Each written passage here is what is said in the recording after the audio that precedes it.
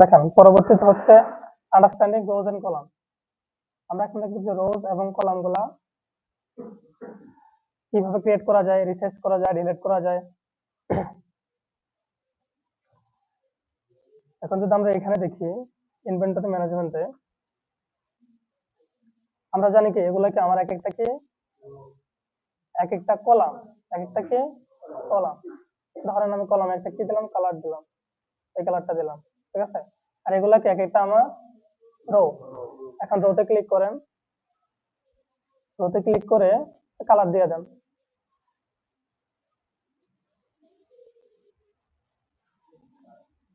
এটা আমার কি এক একটা রোজ এবং কলাম। আর এগুলো এক একটা কি সেল, এক একটা সেল। আর যেটা গ্রিন কালার থাকে ওটা কি অ্যাক্টিভ সেল। এখন অ্যাক্টিভ সেলে কোনো ডাটা লিখলে কোথায় যায়, এটা ফর্মুলা বারে যায়। কোথায়? ফর্মুলা বারে যায়। এখন এই সেলের যে একটা নাম কোথায় গেছে, নেম বক্সে গেছে D5, কোথায় গেছে, D5 এ গেছে। এখন আমি এখান থেকে চাইলে ডিফাইন নেম করতে পারি, এটা কি নাম দিব, আমি এটার নাম দিতে পারি, ঠিক আছে। C4 এর জায়গায় দিতে পারি যে কোনো নাম। কি দেওয়া যায় বলেন? ডিফাইন নেমে দিলাম,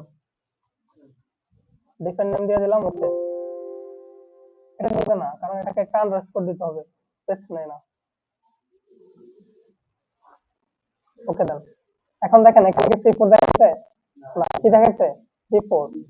এখন আপনার এখানে যে কোনো একটা কিছু আছে, টোটাল আপনি ব্যাট এন্ড ট্যাক্স বের করবেন 10%, তখন আপনি C4 আর দিলে তো বুঝবেন না ইজিলি প্রফেশনাল ওয়েতে। তখন কি করতে হয় বলেন তো, সেলের নাম ডিফাইন করে দিবেন, যেটা স্যালারি, স্যালারি থেকে এটা কি আসছে, সেটা আসছে। বুঝতে পারছেন? আচ্ছা, তারপরে হচ্ছে দেখেন আমি এখানে কি ইউজ করছি বলেন তো, দুইটা কলাম ইউজ করছি, এ এবং বি। কত? এ এবং বি। আর এখানে কয়টা রো ইউজ করছে? 5টা ইউজ করছে। কয়টা? 5টা ইউজ করছে। এখন আমার হঠাৎ মনে হলো আমি যে কোনো কিছু একটা ক্রিয়েট করবো। দেখেন রাইট বাটন ক্লিক করলে অপশন আছে কিছু ইনসার্টেড, কি কি ইনসার্ট করতে পারবো, বুঝছেন? এখন দেখেন ইনসার্টে ক্লিক করে আমি, আমার মাউস কোথায় আছে, এই যে 2 নম্বরের এখানে, আন্ডারস্ট্যান্ডিং রোজ এন্ড কলাম, কোথায় আছে? এখানে। এখন রাইট বাটন ক্লিক করেন, ইনসার্টে ক্লিক করেন, শিফট সেলস রাইট। এখন দেখেন এই সেলটা কোথায় চলে যাবে, রাইটে চলে আসবে। দেখেন ওকে, মানে নতুন একটা সেল হয়েছে এবং এখানে যে ডেটাটা ছিল এটা কোথায় চলে আসছে, রাইটে। আমি বলছি এই জন্য রাইটে চলে আসছে। আবার রাইট বাটন ক্লিক করেন, ইনসার্ট শিফট সেলস ডাউন, মানে তাহলে কোথায় যাবে, নিচে চলে আসবে। দেখেন সবগুলা একটা একটা করে নিচে চলে আসছে। এটা 2 নম্বরে ছিল, এটাকে 3 নম্বরে আনছে। 3 নম্বরের ডাটা কোথায় আছে, 4 নম্বরে। 4 নম্বরের ডাটা কোথায় আছে, 5 নম্বরে আছে। বুঝতে পারছেন এটা?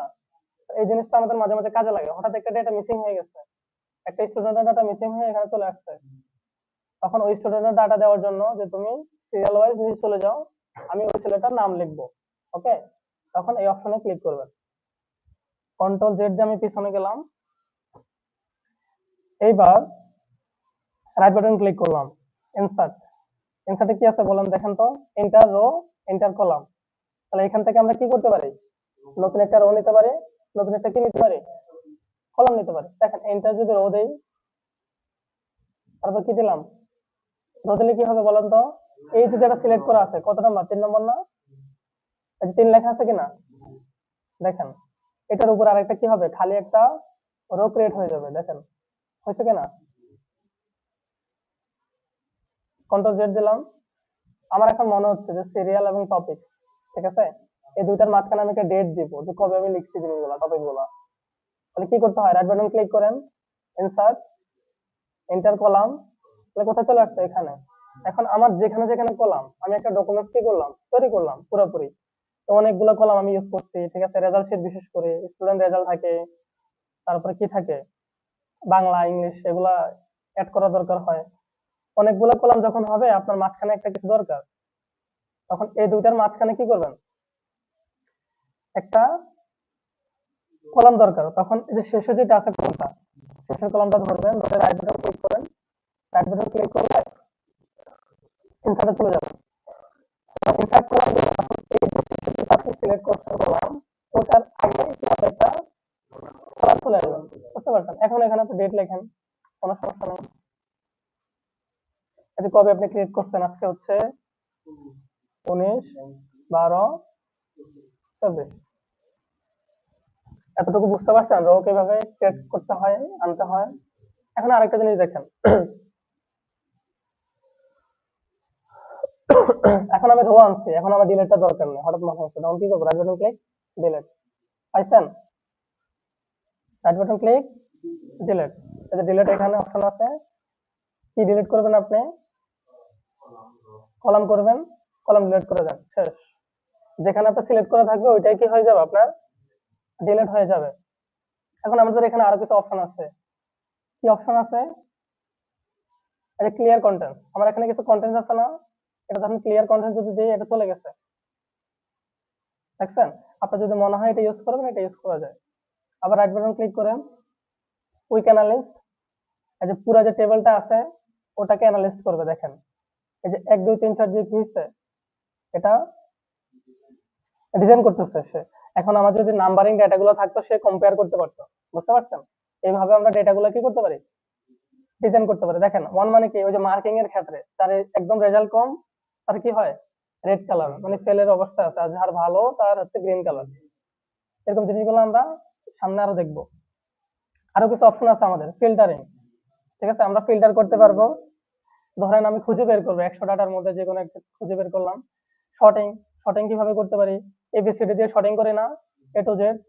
দেখেন আর শুরুতে আর টি, তারপরে ইউ সবার শেষে, এই জন্য এরকম হচ্ছে, 1 2 চেঞ্জ হয়ে গেছে ওইটার কারণে। হ্যাঁ, আবার আবার কি আছে আমাদের অপশন?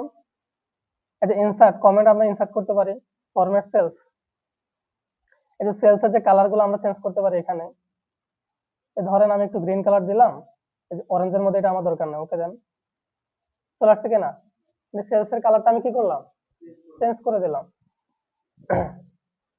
এখন দেখেন এখানে ধরেন আমি অনেক কিছু লিখলাম, ডেলিভারি, ধরেন ফুড ডেলিভারির কাজে বলেন, কি আছে, ঢাকা চট্টগ্রামে আমার সেলস হয়েছে, লক্ষ্মীপুরে সেলস হয়েছে।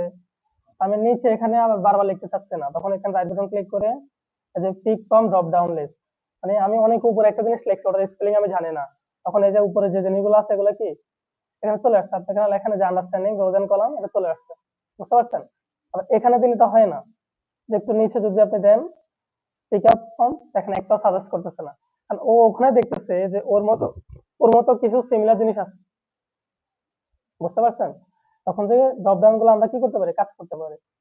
আরেকটা জিনিস, ডিফাইন নেম তো আমরা একটু আগে দেখছিলাম, তাই না? এটা এখানে দেখার দরকার নেই আর।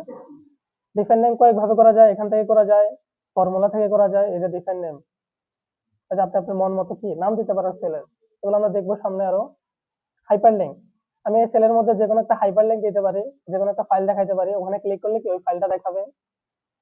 ধরেন আমি একটা ক্যালকুলেশন আনলাম, ওটা র ফাইলটা কোথায়, আগের ফাইলটা কোথায়, ওটা দেখানোর জন্য আমি এটা ইউজ করতে পারি। যে কোনো একটা ওয়েবসাইটের ডেটা নিয়ে আসছি, ওটা দেখাইতে পারি, বুঝতে পারছেন? ওয়েবসাইটটা নিয়ে এসে এখানে কি করতে পারি? ওয়েবসাইটের লিঙ্কটা দিয়ে দিলে হবে। ধরেন ফেসবুক থেকে আনছে, ওকে দেন, দেখেন ফেসবুকের একটা লিঙ্ক হয়ে গেছে না? এই যে এখানে ক্লিক করলে, কন্ট্রোল ধরে ক্লিক করলে এটাকে আপনার ফেসবুকে নিয়ে যাবে। ওকে, আরেকটা জিনিস, আমার জিনিসগুলো কি একটু আঁকা বাঁকা থাকে, দেখেন আমার এটার জন্য এতটুকু জায়গা দরকার আছে, এটার জন্য এতটুকু জায়গা দরকার আছে নাই? তখন যেখানে বাঁকা ওটার পাশে যাচ্ছে ডাবল ক্লিক করবেন, 1 2, ও তার মতো করে জায়গা নিয়ে নেবে, তার যতটুকু দরকার এখানে ডাবল ক্লিক করেন, এরকম হয়ে গেছে, বুঝতে পারছেন? এখন এরকম যদি অনেকগুলো হয় উল্টাপাল্টা, তাহলে কিন্তু সবগুলো ধরে ধরে ক্লিক করবেন না, তখন এটাতে ক্লিক করেন, এটাতে ক্লিক করে কিবোর্ডের শিফটে ক্লিক করবেন, কোথায়? শিফট, শিফটে ক্লিক করে মাউস দিয়ে একটা ক্লিক করেন, এখানে ক্লিক করার পরে যে কোনো একটা জায়গা ডাবল ক্লিক করেন, ও তার মতো করে ক্লিক করে নেবে, জায়গা করে নেবে, বুঝতে পারছেন? যে এরকম। হ্যাঁ, এটা করা যায়। এখন দেখেন আমার এই জিনিসগুলো বাঁকা, তখন আপনি এক বা একাধিক কি করতে পারেন? রো অথবা কলাম সিলেক্ট করতে পারেন। দেখেন এখানে আমরা এতটুকু জায়গা দরকার আছে নাই, তখন এটাকে ধরেন আপনি এইভাবে সিলেক্ট করতে পারেন, মাউস দিয়ে ড্র্যাগ করে এতটুকু নিতে পারেন।